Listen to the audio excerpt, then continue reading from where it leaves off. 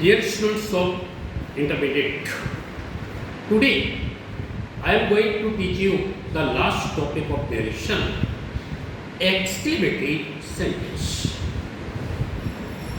Exclamatory sentence को हिंदी में कहते हैं विस्मयबोधक वाक्य। ऐसे वाक्य जिनमें रिपोर्टेड स्पीच में कोई न कोई आश्चर्य प्रकट किया जाता है, उन्हें एक्सक्लेमेटरी सेंटेंस कहते हैं, विस्मयबोधक वाक्य। एक्सक्लेमेटरी सेंटेंस का इंडायरेक्ट मानते समय तो सबसे पहले तो इस बात को ध्यान रखना है, इस बात को सीखना है कि रिपोर्टिंग वर्ब सेड के स्थान पर किसका प्रयोग करते हैं। रिपोर्टिंग वर्ब सेड के स्थान पर किसका प्रयोग किया जाता है। तो ये एक्सक्लेमेटरी सेंटेंस प्रारंभ होते हैं, एक एक करके समझते चलिए। सबसे पहले तो हुर्रे से प्रारंभ होता है। रिपोर्ट स्पीच के अंदर आता है हुर्रे ही, जैसे हुर्रे बियर बंदा मैच, हुर्रे बड़ी खुशी की बात है, बियर बंदा मैच, हम मैच को जीत।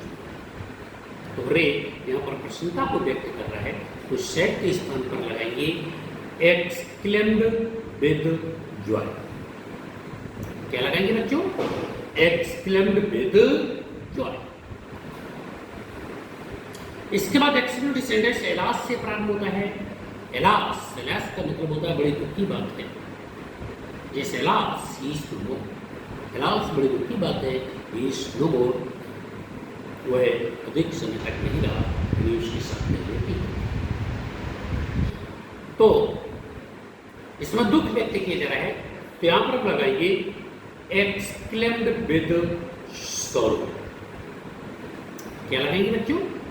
Exclaimed with sorrow. अगला होता है ब्रेवो। ब्रेवो में शाबाशी व्यक्त की जाती है। जैसे he said to them brave, he said to his friend bravo, you have played very well. He said to his friend, उसने अपने मित्र से कहा ब्रेवो, शाबाश, you have played very well, तुम बहुत अच्छा खेले। तो शाबाशी दी जा रही है, तो सेड के स्थान पर एप्लॉड लगा। तो ही applauded his friend, यानी उसने अपने मित्र की प्रशंसा की। He applauded his friend, saying that he had played very well. इसके बाद गुड हेवेंस। गुड हेवेंस का अर्थ होता है क्या होगा। जैसे गुड हेवेंस, he said, उसने कहा गुड हेवेंस शब्द क्या होगा। I have lost my book, मेरी पुस्तक नहीं। तो he exclaimed with regret, पश्चाताप करते हैं, exclaimed with regret। तो सेड के स्थान पर हम exclaimed with regret लगाते हैं, क्योंकि उसमें पश्चाताप नहीं है। इसके बाद कर्सिट। कर्सिट का अर्थ होता बुरा हो, सत्य हो। ही सेड, उसने कहा कर्सिट, बुरा हो। Who could have foreseen such a luck? Who could have foreseen, इसने आशा की होगी, such a luck, इस प्रकार की दुर्भाग्य की, इस प्रकार की दुर्भाग्य की किसने आशा की होगी।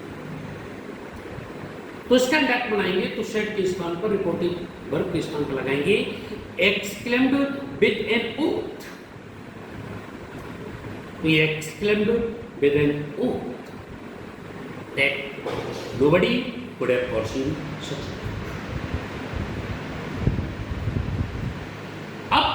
एक्सक्लेमेटरी वर्ड में जो शब्द प्रारंभ होते हैं वो प्रारंभ होते हैं आहा और ओहो।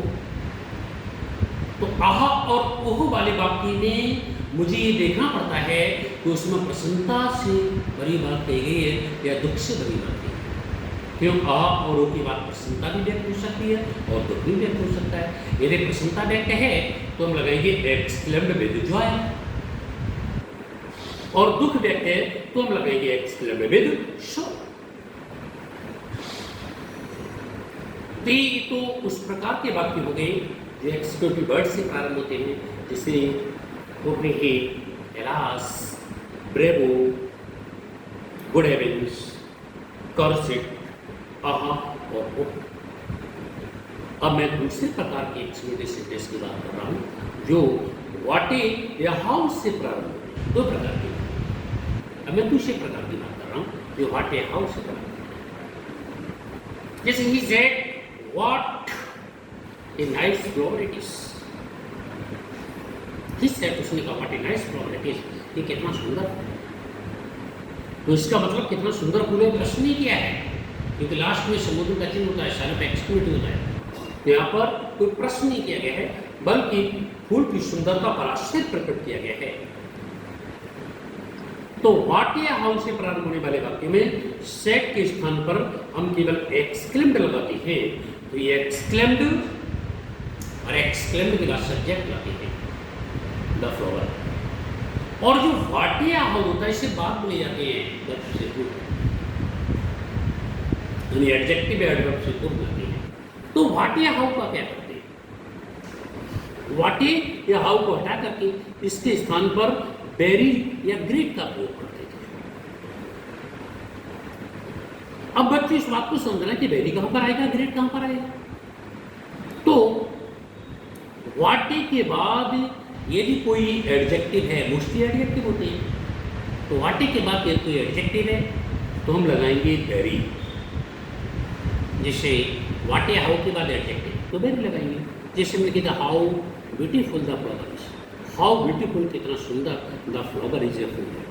तो जो ब्यूटीफुल शब्द है ये फ्लावर के लिए एडजेक्टिव का कार्य कर रहा है, तो इसलिए हम व्हाट या हाउ के स्थान पर वेरी लगाएंगे। अब ग्रेट कहां पर आता है? जब व्हाट या हाउ के तुरंत बाद कोई नाउन होता है।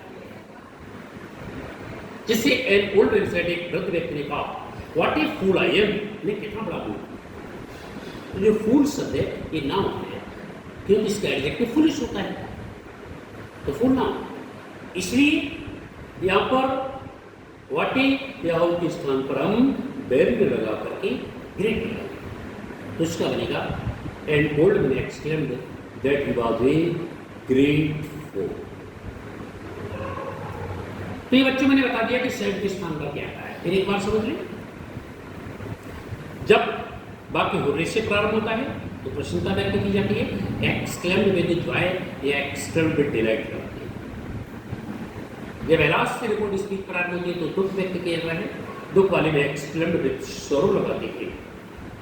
जब ब्रेवो से प्रारंभ होता है तो ब्रेव वाले में शाबाशी दी जाती है, वो एप्लॉयडेड लगाती है, आगे बाकी को सेम दैट से जोड़ देते हैं। जब गुड इवनिंग से प्रारंभ होता है इसका मतलब आश्चर्य प्रकट किया गया है वो, और साथ ही साथ यहाँ पर पश्चाताप भी किया जा रहा है, तो एक्सक्लेम्ड विद रिग्रेट लगा देते हैं। Exclaimed with regret. और जब कर्सिव से प्रारंभ किया जाता है तो कर्सिव वाले वाक्य में एक्सक्लेम्ड विद एन ओथ लगा देंगे, क्योंकि इसका होता है कसम खा कर दिखा। और आह और ओह वाले वाक्य में हमें देखते दुख व्यक्त किया गया, प्रसन्नता, यदि प्रसन्नता व्यक्त की गई है तो एक्सक्लेम्ड विद जॉय लगा देते हैं, और दुख व्यक्त किया गया तो एक्सक्लेम्ड विद सॉरो लगा देते हैं। अब व्हाट या हाउ पर आ जाइए। तो व्हाट या हाउ से प्रारंभ होने वाले वाक्यों में सेड के स्थान पर केवल एक्सक्लेम्ड लगाते हैं, और एक्सक्लेम्ड लगाने के बाद हाउ या व्हाट के स्थान पर वेरी या ग्रेट लगा देते हैं। और कहाँ पर वेरी आता है और कहाँ पर ग्रेट आता है ये मैं आपको बता ही चुका हूँ। व्हाट या हाउ के बाद यदि कोई एडजेक्टिव दिया होता है तो वेरी लगाते हैं, और यदि कोई नाउन दिया होता है तो ग्रेट लगाते हैं। इसके बाद किस तरीके से बाकी हम इनडायरेक्ट में चेंज करते हैं। तो रिपोर्टिव स्पीच को जोड़ने के लिए कंजंक्शन दैट का प्रयोग करते हैं, और दैट के बाद फिर आता है हमारा कर्ता क्रिया कर्म। दैट के तुरंत बाद सब्जेक्ट आता है, सब्जेक्ट के बाद फिर वर्ब आती है, और वर्ब के बाद ऑब्जेक्ट। कर्ता क्रिया कर्म इस तरीके से हम बाकी को इनडायरेक्ट बना देते हैं, और टेंस में नियमानुसार परिवर्तन करते हैं। जैसे असर्टिव टेंस, असर्टिव सेंटेंस का इंडायरेक्ट वाक्य समय जो टेंस में परिवर्तन होता है वही इसमें परिवर्तन होता है, पर्सन चेंज होते हैं, टेंस चेंज होता है। तो ये मैंने एक्सक्लेमेटरी सेंटेंस के रूल्स बच्चों आपको बता दिए, समझ में आ गए होंगे। एक बार कॉपी निकाल करके सारे रूल्स को लिख लीजिए, तभी ये सेंटेंस समझ। रूल्स मैंने बता दिए। नेक्स्ट वीडियो में मैं आपको एक्सप्लेनेटरी सेंटेंस का इंडायरेक्ट कैसे बनाते हैं एक एक सेंटेंस आपको बताऊंगा। तब तक इनको पढ़ते रहिए, रिवाइज करिए, अपने स्वास्थ्य